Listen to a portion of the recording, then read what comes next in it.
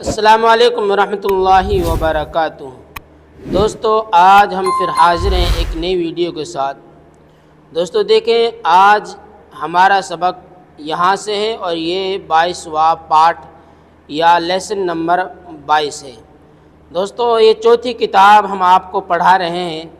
دیکھیں، بسم اللہ الرحمن الرحیم۔ محنت سونے سے بہتر ہے۔ محنت سونے سے بہتر ہے۔ ایک زمانے میں یورپ کے باشندے جنوبی امریکہ کو اس مدعا سے جایا کرتے تھے کہ کانہائے سیم و زر کے کھودنے میں اپنی قسمت آزمائے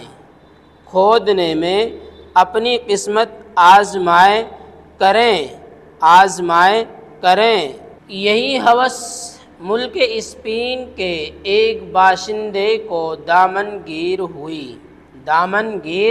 ہوئی۔ اول اپنے بڑے بھائی سے اپنا منصوبہ بیان کیا اور اصرار کے ساتھ درخواست کی کہ آپ میرے ہمراہ چلیں۔ جو دولت ہاتھ آئے گی بحصہ مساوی باہم تقسیم کر لیں گے۔ بڑا بھائی نہایت قانع اور دور اندیش آدمی تھا۔ اس نے تمام نشیب و فرار کو سمجھا کر کہا کہ اس راہ میں کامیابی کی توقع بہت کم ہے۔ لیکن چھوٹے بھائی پر جب اپنی نصیحت کا کچھ اثر نہ دیکھا تو ناچار اس کی رفاقت پر آمادہ ہو گیا اور کہا کہ میں تمہاری دولت میں شرکت نہیں چاہتا۔ مجھ کو صرف اتنی اجازت دو کہ کچھ اسباب و آلات اور میرے چند نوکر ساتھ چلیں۔ اس نے بات مان لی اور جب اس بات کا اطمینان ہو گیا کہ بڑا بھائی ساتھ چلے گا تو اس نے سفر کی تیاری شروع کر دی اور خوشی خوشی اپنا تمام مال و اسباب اور جائیداد بیچ کھوچ کر ایک جہاز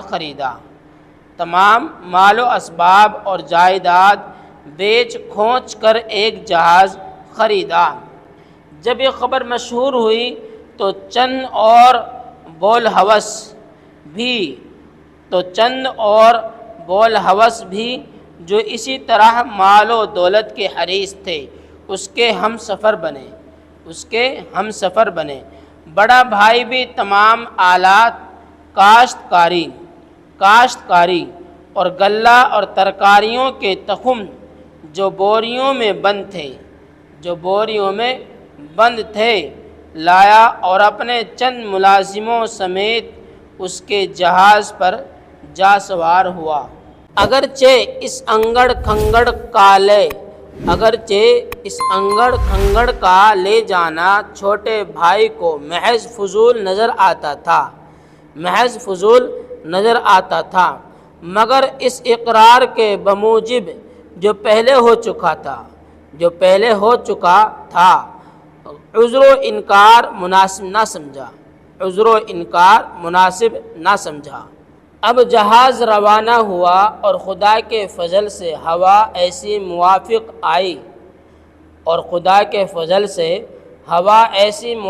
آئی کہ بغیر کسی حادثہ اور مصیبت کے اس بندرگاہ پر جا لگا جہاں کا عزم کر کے چلے تھے۔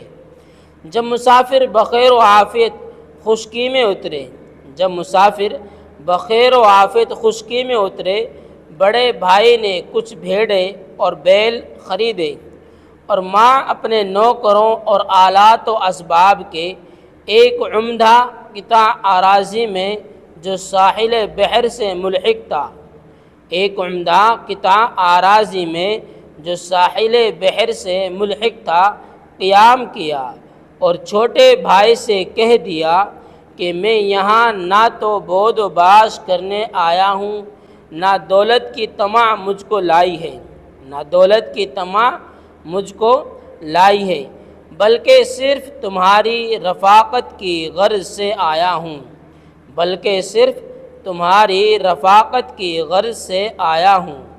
جب تم سونا لے کر آ جاؤ گے تو میں تمہارے ساتھ وطن کو واپس چلوں گا، جب تم سونا لے کر آ جاؤ گے تو میں تمہارے ساتھ وطن کو واپس چلوں گا۔ سونے کے مشتاقوں نے کان کھودنے والے مزدور نوکر رکھے، سونے کے مشتاقوں نے کان کھودنے والے مزدور نوکر رکھے اور سب سامان ضروری مہیا کر کے اس نواح کا قصد کیا، اور سب سامان ضروری مہیا کر کے اس نواح کا قصد کیا جہاں سونا نکلتا تھا۔ اثنائے سفر میں چھوٹا بھائی بڑے بھائی کی سمجھ پر افسوس کر کے اپنے ساتھیوں سے کہنے لگا کہ دیکھو حضرت نے بیل اور بھیڑیں خریدی ہیں، پردیس میں آ کر کاشتکاری کا کھٹاک پھیلایا ہے، ہم تو اپنا عزیز وقت یوں عکارت کرنا پسند نہیں کرتے۔ اگر قسمت نے یاوری کی تو اتنا کما لائیں گے کہ کئی پشت تک کافی ہوگا۔ سب رفیقوں نے اس کی فراست اور ہمت پر آفرین کی، لیکن ایک پیر مرد نے سر ہلا کر کہا، میاں تمہارا بھائی ایسا نہیں ہے جیسا تم خیال کرتے ہو، وہ نہایت عاقبت اندیش آدمی ہے۔ غرض یہ قافلہ دریاؤں کو عبور کرتا، دشوار گزار دروں سے گزرتا، سخت بارش اور تیز دھوپ کی تکلیفیں اٹھاتا، جا بجا کانے زر کی جستجو میں پھرتا رہا، آخر جویندہ یا بندہ ایک جگہ سونا با افراط نکلا۔ اس کامیابی نے ایسا مسرور کیا کہ جس قدر کلفتیں اٹھائی تھیں سب فراموش ہو گئیں۔ مدت تک وہاں کام جاری رکھا، لیکن غلے کا ذخیرہ تھوڑا تھا، اس لیے خوراک میں کمی کرنی پڑی، اور جب غلہ بالکل نبڑ گیا تو بھی ان لوگوں نے دولت کی خوشی میں ہمت نہ ہاری، جنگل کی جڑی بوٹی کھا کر دن کاٹے اور جتنا سونا جمع کیا تھا اس کو لے کر بندرگاہ کی طرف جوں توں کر کے مراجعت کی، لیکن فاقے کی صعوبت سے چند ہمراہی اثنائے راہ میں راہ عدم ہو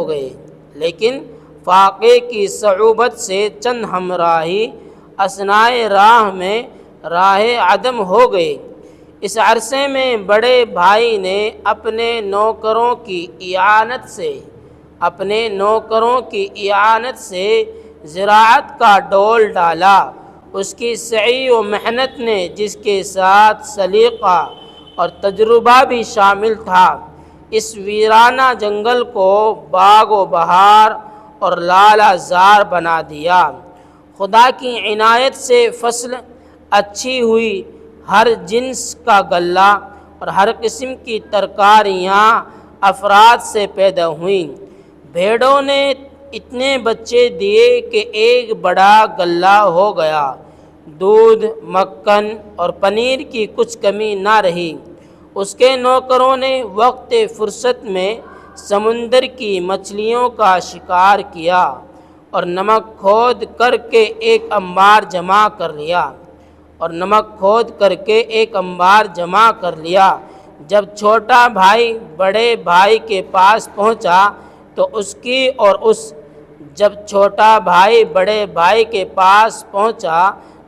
کی اور اس کے باقی ماندہ ہمراہیوں کی حالت بہت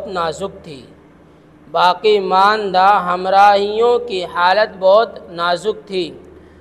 دو روز سے فاقہ پر فاقہ کیا تھا۔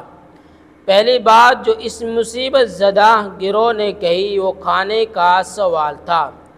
بڑے بھائی نے ان کے واپس آنے سے خوشی تو ظاہر کی اور ان کو زندہ و سلامت پہنچنے کی مبارکباد بھی دی، مگر کھانے کا سوال سن کر ایسا روکھا جواب دیا جو رشتہ داری اور ہم وطنی ہی کے خلاف نہ تھا، بلکہ انسانیت اور خدا ترسی سے بھی ظاہر البعید معلوم ہوا۔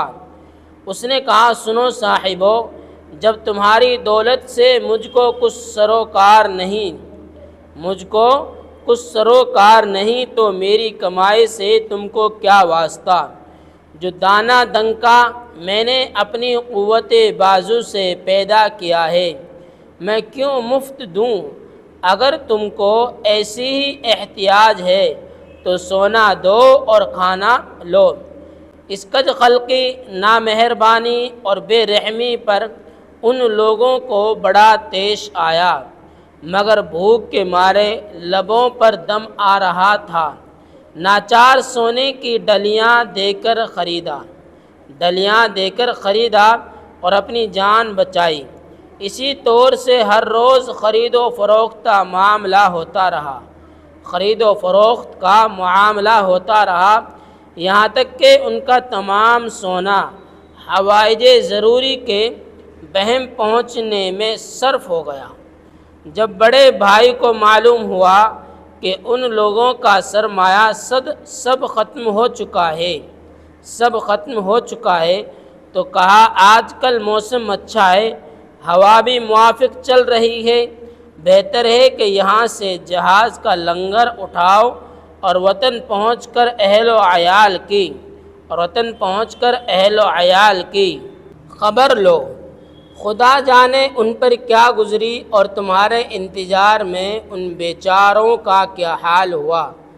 چھوٹے بھائی نے نہایت ملول ہو کر جواب دیا، جو کچھ اپنی جان کھپا کر اور صعوبتیں اٹھا کر ہم نے کمایا وہ تو سب کا سب آپ کی نظر کر چکے، اب خالی ہاتھ کیا جائیں اور یگانوں اور بیگانوں کو کیا منہ دکھائیں، اور تم جیسے سنگ دل آدمی کے ساتھ جانے سے تو یہیں مر رہنا بہتر معلوم ہوتا ہے۔ یہ رنج آمیز اور مایوسانہ باتیں سن کر بڑا بھائی ہنستا ہوا اٹھا اور سارا سونا لا کر چھوٹے بھائی اور اس کے ساتھیوں کے حوالے کر دیا اور کہا، لو تمہاری دولت تم کو مبارک ہو۔ میں اس کا خواستگار ہرگز نہیں ہوں۔ جو بے مروتی اور کج ادائی میں نے برتی، اس میں یہ مصلحت تھی کہ تم اپنی غلطی سے متنبہ ہو جاؤ اور ہمیشہ اس نصیحت کو یاد رکھو کہ محنت سونے سے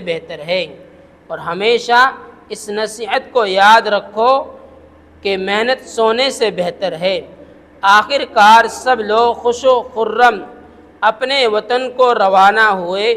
چھوٹے بھائی نے گھر پہنچ کر چاہا کہ اپنے سونے میں سے نصف حصہ بڑے بھائی کو دے، مگر اس عالی ہمت نے پھر وہی جواب دیا، محنت سونے سے بہتر ہے۔